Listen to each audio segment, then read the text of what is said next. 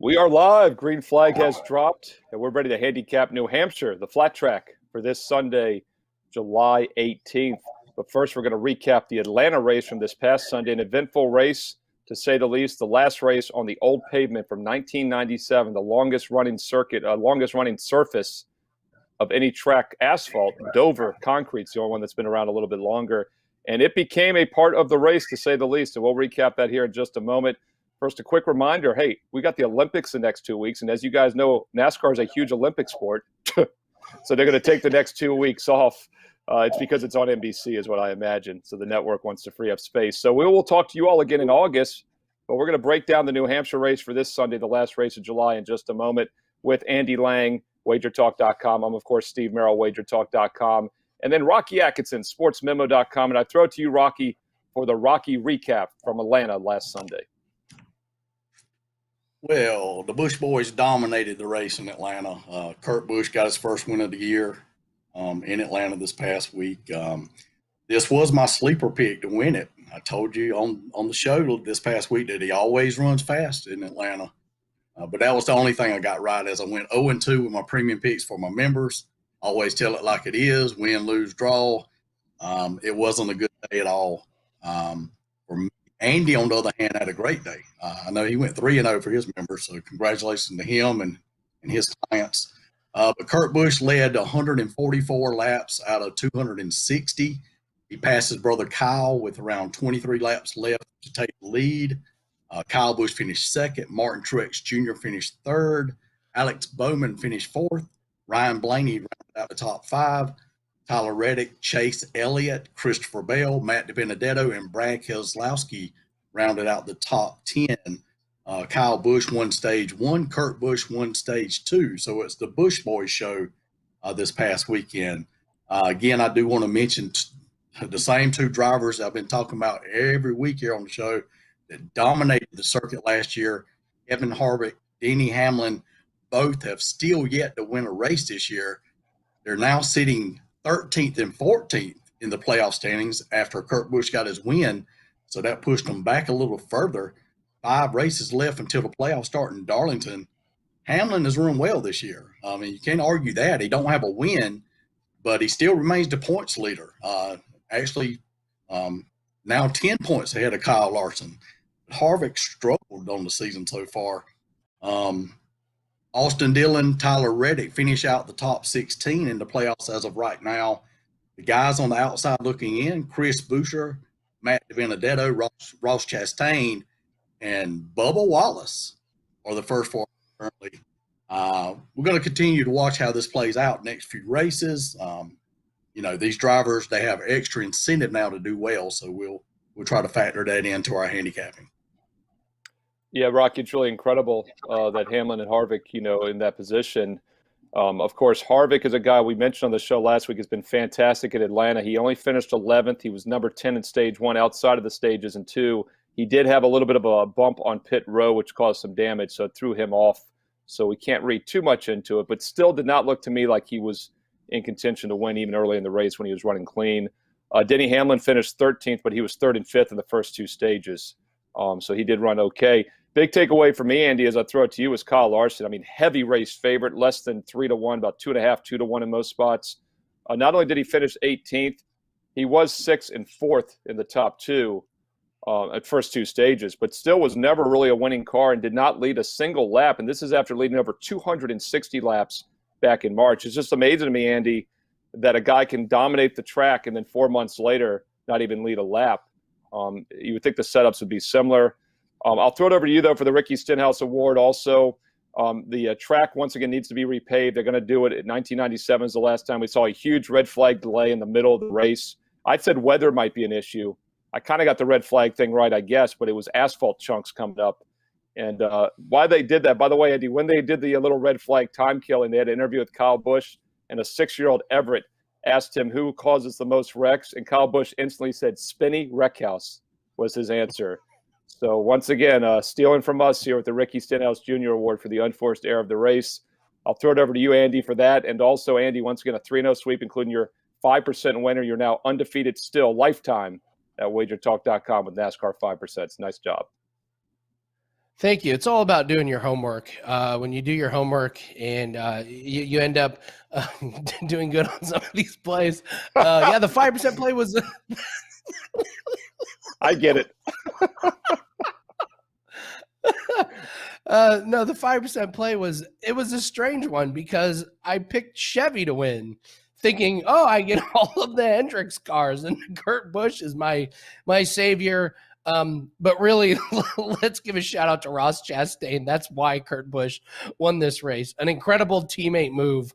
I was on the fence about who to give the Stenhouse Award to.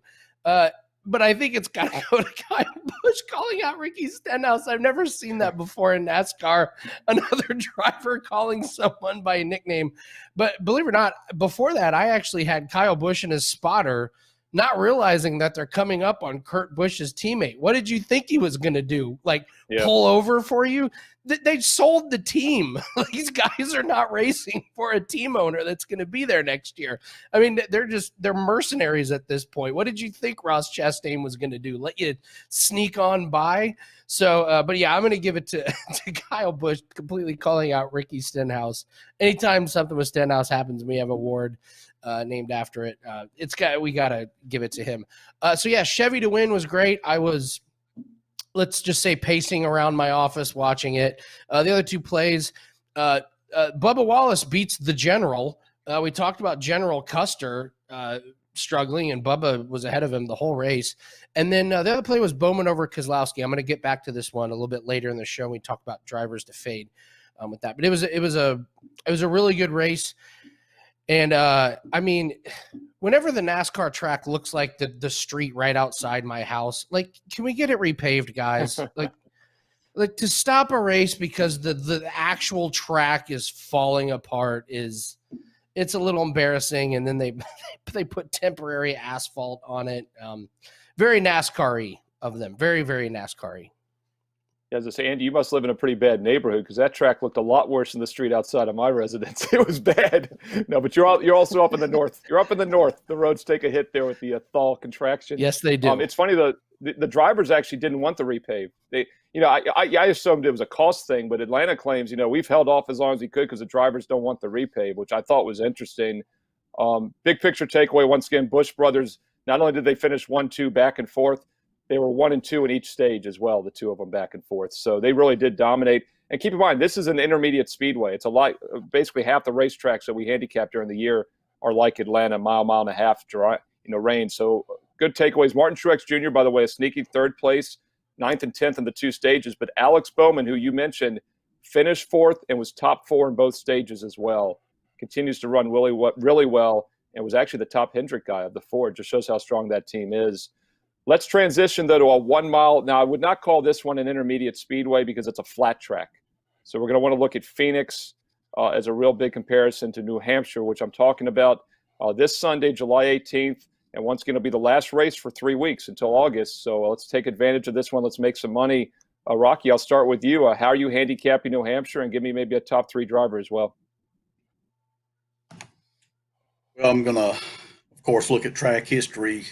Look at track type, and you mentioned Phoenix, and that's definitely a track just similar to New Hampshire here. One of the guys I'm looking at is a guy I mentioned earlier, Denny Hamlin. He's run good all year. He has yet to win, though, but I think he's due. He's long overdue here. He does have 3 wins here, 11 top 5 finishes, 16 top 10 finishes in 27 races here in New Hampshire. Average finish is 9.6 at this track, which is second best only to Cole Custer, who finished 8th in his one race here. Also, Denny has led 754 laps here in his career, which is third best among active drivers. Over the past 3 years here, Hamlin has 2 top 5s, 2 top 10s in those 3 races, with a very solid average finish of 5.7. I'm going to look at Denny Hamlin to finish strong this weekend. Yeah, Denny Hamlin's always been great on flat tracks. He was good here recently, and like you said, he needs to win. and on points with what only 4 races left and 4 spots still open. It's not really a risk of everybody winning out at this point, even though it's been remarkable. We've had 12 different drivers and Hamlin's not one of them. But yeah, he's been very good at New Hampshire and he's continued to run well. That finish last week was misleading as he was 3rd and 5th in the first 2 stages and then fell out of the top 10. Andy Lang, who's someone you're looking at in New Hampshire, and do you agree that Phoenix is kind of the best comparison? Yeah, there's a lot of ways to go about handicapping tracks like this. Dover kind of stands out as one where it's kind of a one-off, and Loudon is kind of a one-off. There are tracks that are similar, but some of these shorter ones are just standalones. So just for me personally, what's worked over the years is kind of taking a hodgepodge, a mismatch of just a lot of different tracks. So I threw Nashville in there, shorter track, a little bit flatter, definitely some more banking than Loudon. And I also took Dover, Darlington, Bristol, Phoenix, just kind of some of these 1 mile-ish type tracks with some different shapes and sizes. And so if I take Nashville, Dover, Darlington, Bristol, and Phoenix, the best average finisher is William Byron. So he's run great at every single one of those tracks, which I think can translate to Loudon. He had a bad finish last week, but I don't get scared about one bad finish. Hendricks has been amazing. You mentioned Kyle Larson. He said over the radio, we missed our setup, guys. We're tight here, we're loose here, and they just couldn't quite get it together. So I think Hendricks as a whole kind of just didn't really have a great week. I don't think that's going to translate to this week. So I'll take William Byron, who's been as consistent as it gets as far as car setup and drivability. He's probably going to make my card this week for sure. Yeah, and I honestly think William Byron's been the 2nd best overall driver probably this season after his teammate, Kyle Larson. As you mentioned, both Larson and Byron underachieved last week. They were my top 2 coming in for Atlanta, but this is a different type of track. And one thing I'll say is we have 2 other 1 mile tracks. It's Dover and Phoenix. Phoenix and New Hampshire are very flat, though. Dover's got some banking. Of course, Bristol has a lot of banking as well.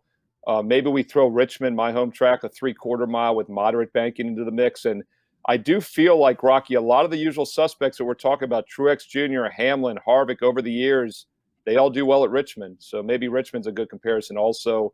But I like where you're going with Nashville, Andy. That's one I didn't think about because we've only had 1 race here in the last 50 years, and that was this past month. And Kyle Larson, by the way, dominated that race, over 260 laps led. So we'll see how that translates. Of course, Larson was out last year, so he did not race at New Hampshire last season. Rocky, who's somebody else you're looking at for this Sunday? I think Kyle Busch is going to have a good run. He's been running good.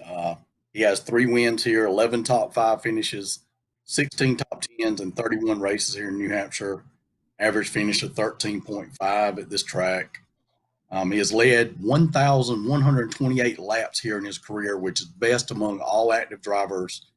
And over the past 3 races here, not great numbers. He has 1 top 5, 2 top 10s, average finish of 16th.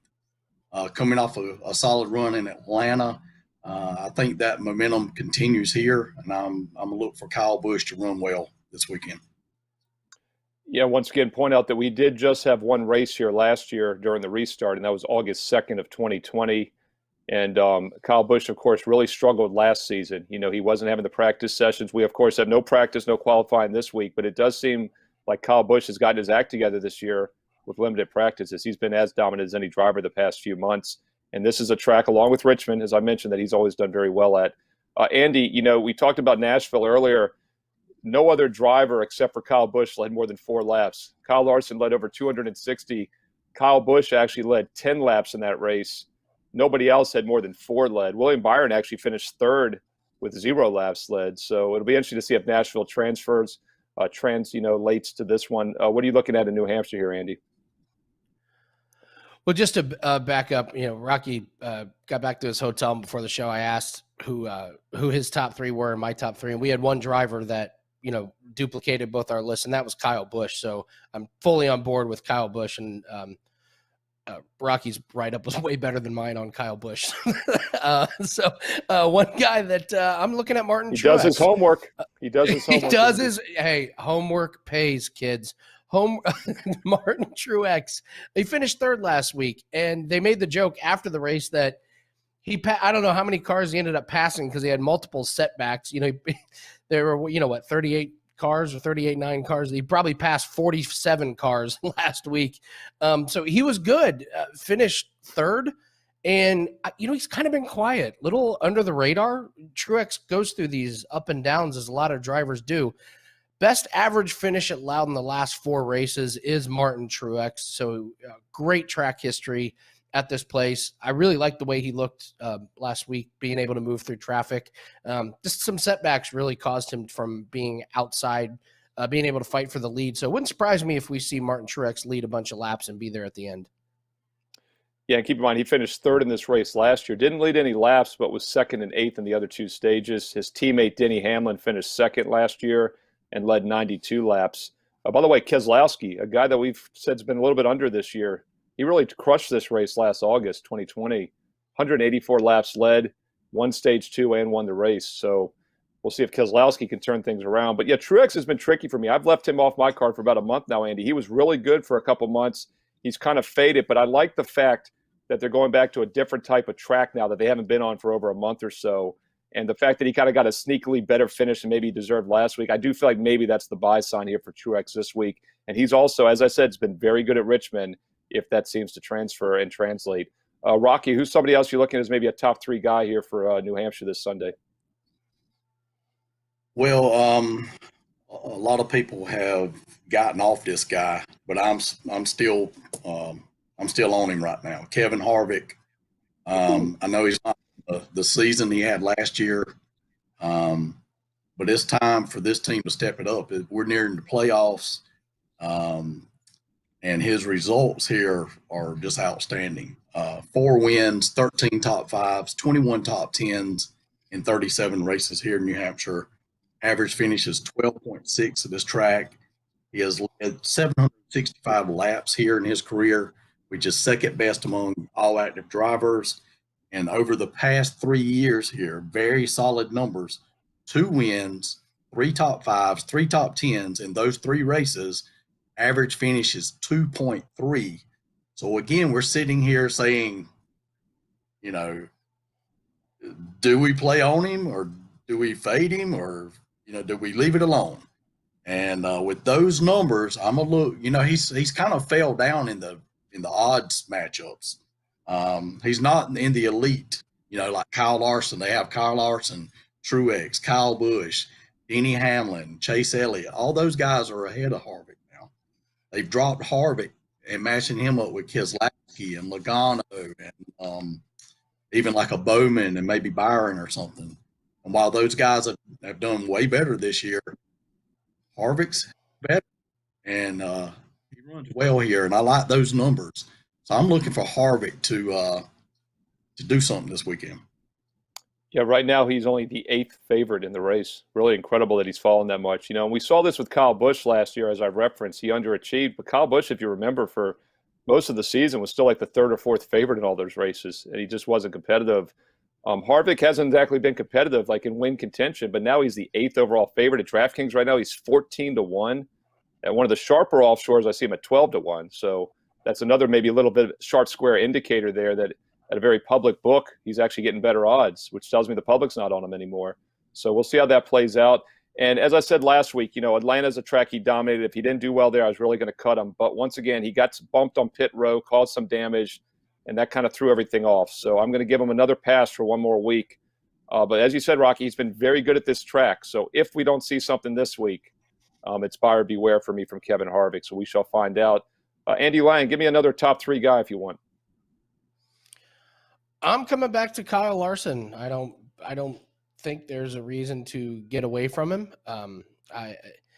His average finishes at Nashville, Dover, and Darlington is 1.7, and they didn't get the setup or adjustments right on that car last week. I expect a pretty big bounce back from him. So I would say don't panic about one bad performance. In fact, you could make the case that it's the perfect time to get back to some of these guys because maybe you get a few extra points of value. To translate this to another sport, a really good betting strategy is if a team gets thumped on national TV, bet them the next week because that's the last thing people remember. So people might remember Larson struggling, but you know, he's been really good at these smaller tracks under 1.5 miles. I mean, he's been good on all of them. So I'm just going to expect a big bounce back race for Kyle Larson this week. And by the way, just before I forget on Harvick, our other friends at FanDuel, another major U.S. public book, Harvick 17-1. So you're getting bigger odds at DraftKings and FanDuel than some of the offshores. By the way, Kyle Larson kind of all over the place, Andy. I'm seeing it 4.5-1, as high as plus 550 at some other books. There's actually one U.S. book in which I see Denny Hamlin a slight favorite over Larson. So that's what you're talking about. You've got a guy that hasn't won this year, and at FanDuel they're both plus 450, Larson and Hamlin. So here we got a guy that hasn't won yet this year in Hamlin, who's a slight favorite over Larson, the most dominant driver this season, maybe based on last week's results. Now, my concern, as I said earlier, is how can a guy dominate the track with over 260 laps led and then 4 months later not lead a lap when he's been in excellent current form overall still? Very strange to me. But New Hampshire, a totally different type of track. He didn't race here last year, but he's good on these types of tracks. We've seen him good at Phoenix, Richmond, all the other tracks. And as I said earlier, if you're right about Nashville, Andy, then you got to like Larson. He led over 260 laps at Nashville. Kyle Busch led 10. Nobody else led more than 4. So I think this is a good bounce back spot. I like where you're going with that one. Kyle Larson, race favorite, but at a better price in the last few weeks when he was like 2-1. Now he's 4.5, 5-1. Double the odds on Kyle Larson. Rocky, long shots. You know, last week you nailed it to say the least. You've said Kurt Busch a few times, but you only have to be once right when it's 30-1. In fact, you don't have to be right the rest of the season. You basically break even. Rocky Atkinson, sportsmemo.com. You might have had an off week with the 0-2 and the best bets, but I know some people played Busch as a long shot. I heard from them.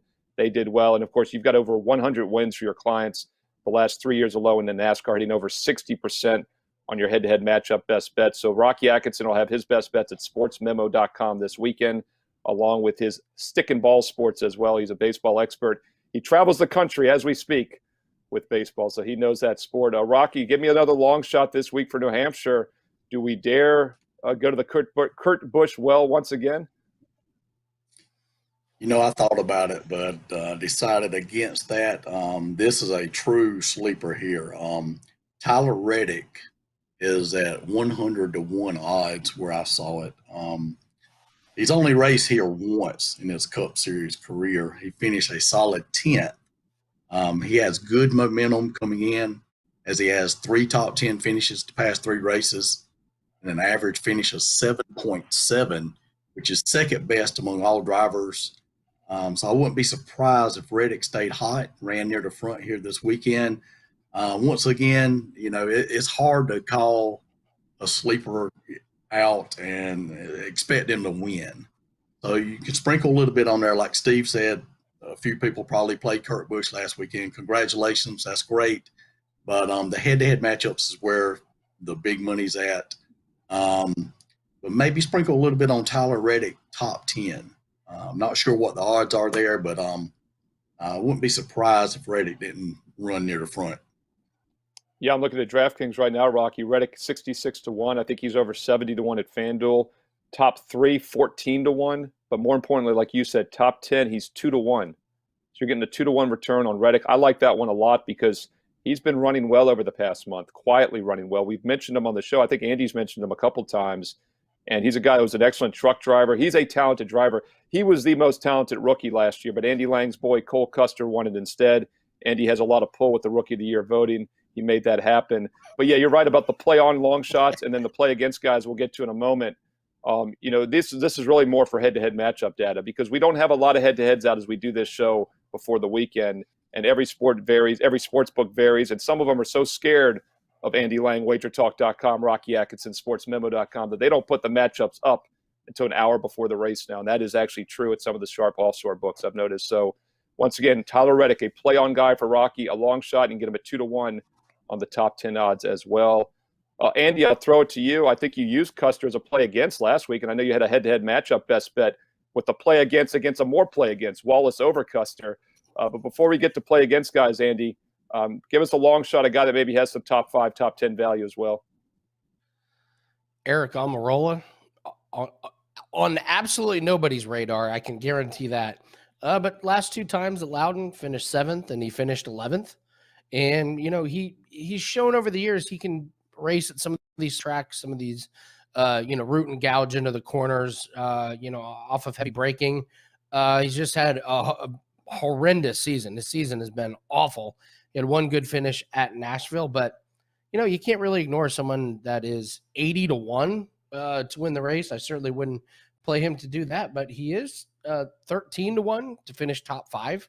And I'm at top 10, you're looking at plus 220. This is a guy that's finished 7th and 11th the last 2 years. So maybe Eric Almirola might have some sneaky value, maybe in some DFS leagues or seasonal fantasy leagues as well. Yeah, a lot of books do top 3 and top 10 as we're talking about. There's only a handful. I've actually got one that does top 5. Top 5 is what I'd really like to play. Top 3 is just asking too much, like you said, with Almirola or Reddick. But the top 5 odds are, by the way, Reddick is 10-1 of the top 5, Almirola 13-1.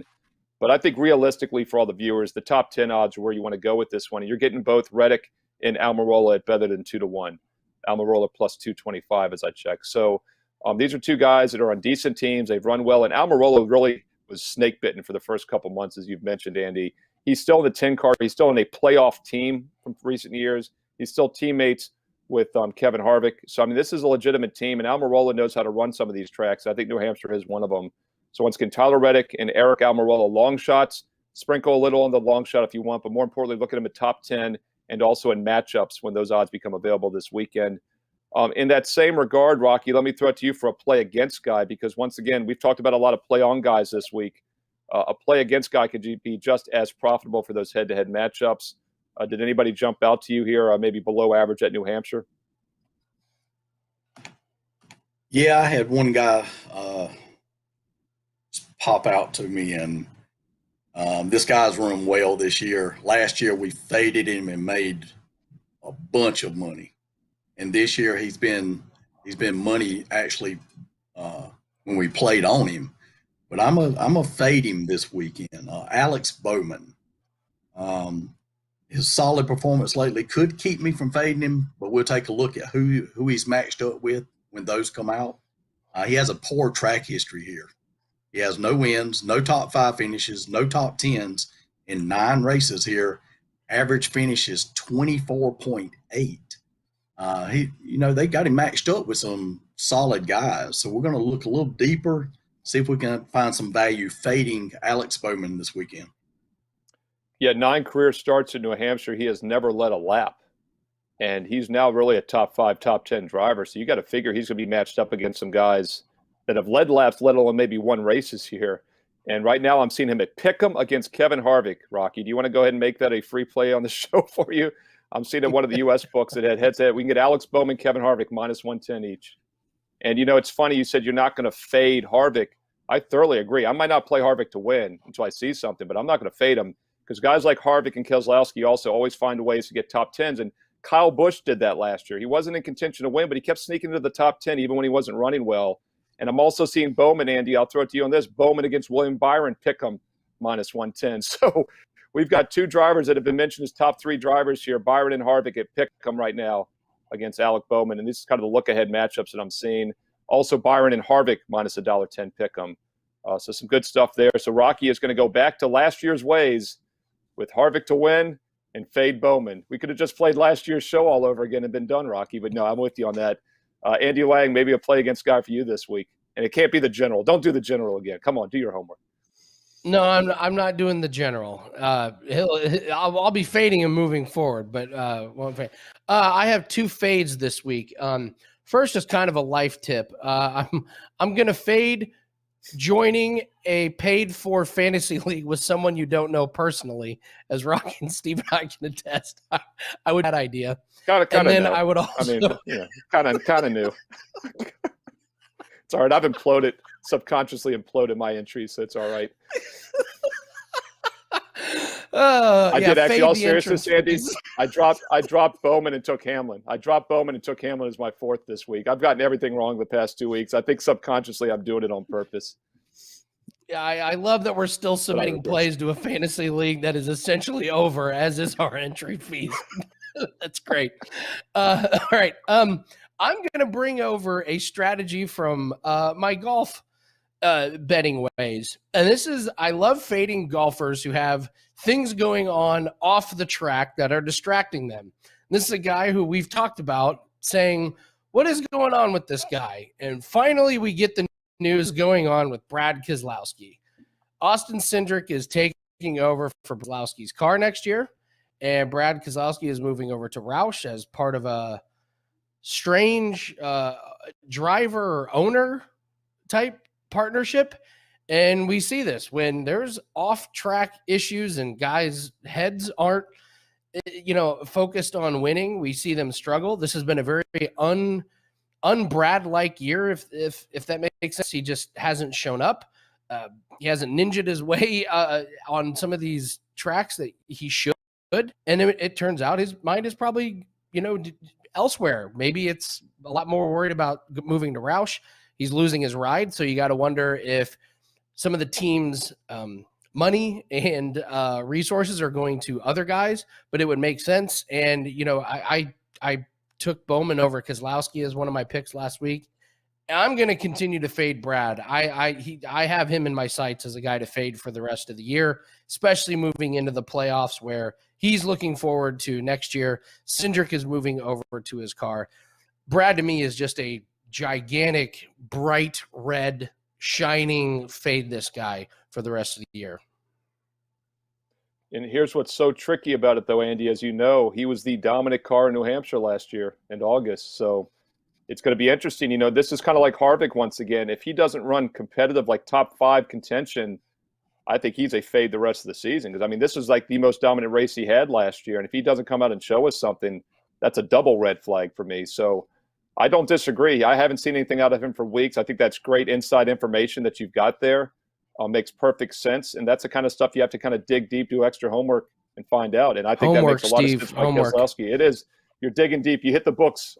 You burnt the midnight oil this week with Keselowski. Now, the question is, does the Olympic break for these drivers the next 2 weeks revitalize them? Does Harvick and Keselowski come out with new energy after watching extra gymnastics and track and field for 2 weeks? So we shall see. But once again, big NASCAR Olympic sport. They're off the next 2 weeks, so we'll be back in August for the next show. I believe they're at is it Martinsville? No, not Martinsville. Bristol. Some short track. I can't remember. It's too far away. It's next month. But Rocky, let me throw it to you before we head out for the July break here. Let's get a free head-to-head. And once again, you'll have your best bets at sportsmemo.com this weekend. You also can follow Rocky on Twitter. He started the year off 7-3 on Twitter in the Daytona 500 for free. And that's at Rocketman Sports, at Rocketman Sports on Twitter, at sportsmemo.com for his best bets this weekend. But give us a little taste here, Rocky, a free head-to-head here as we head into the weekend. All right, I'm going to use my fade here in this free head-to-head matchup. I'm going to take Joey Logano over Alex Bowman this weekend. Logano has 2 wins, 7 top 5 finishes, 12 top 10s, and 22 races here. Average finish of 14.7 at this track. Over the past 3 years, he has 3 top 10 finishes in those 3 races with an average finish of 7.3. And over the past 9 races on a flat, short track, Logano has 1 win, 9 top 10 finishes. Average finish is 3.2, which is the best among all drivers. I already mentioned Alex Bowman with my fade go against play this week, or go against driver. And I'll just a reminder, no wins, no top 5 finishes, no top 10s in 9 races here. Average finish of 24.8. Only thing that worries me a little bit is how well Bowman has run this year. But he's not good at this track, and that's very important in my handicapping. So I'm going to recommend a play on Joey Logano over Alex Bowman.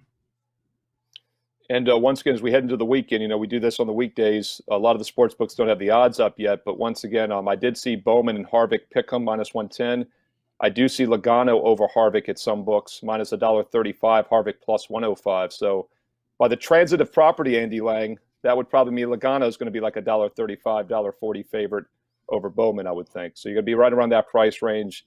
And once again, these matchups become more widely available, especially offshore this weekend as they get closer to race time, because they are scared of Rocky Atkinson, sportsmemo.com, and Andy Lang, WagerTalk.com, because they have crushed NASCAR their entire careers, including this year overall. Hey, speaking of crushing, Andy, 3-0 sweep last week, a 5% best bet as you remain undefeated lifetime at WagerTalk.com on NASCAR 5%ers.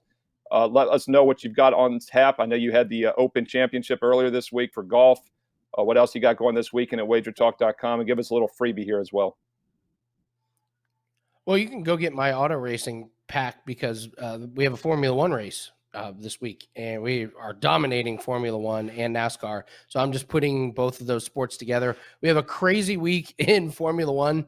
Do you know they're doing a sprint race in Formula One this week? Did you know this? They're having a 25-minute sprint session to determine the starting lineup. So, yes, Formula One is, believe it or not, NASCAR is bleeding over into Formula One. I never thought I would see it, but they're going to be racing on Sunday as well as NASCAR, and so I already have a play up in Formula One, and really encourage you guys to go get that because it's just been a lot of additions into the bankroll, a lot of profits. And shout out to Dan. Dan sent me this little piece of information, which contributes to this play. I'm going to take Matt DiBenedetto, top 10.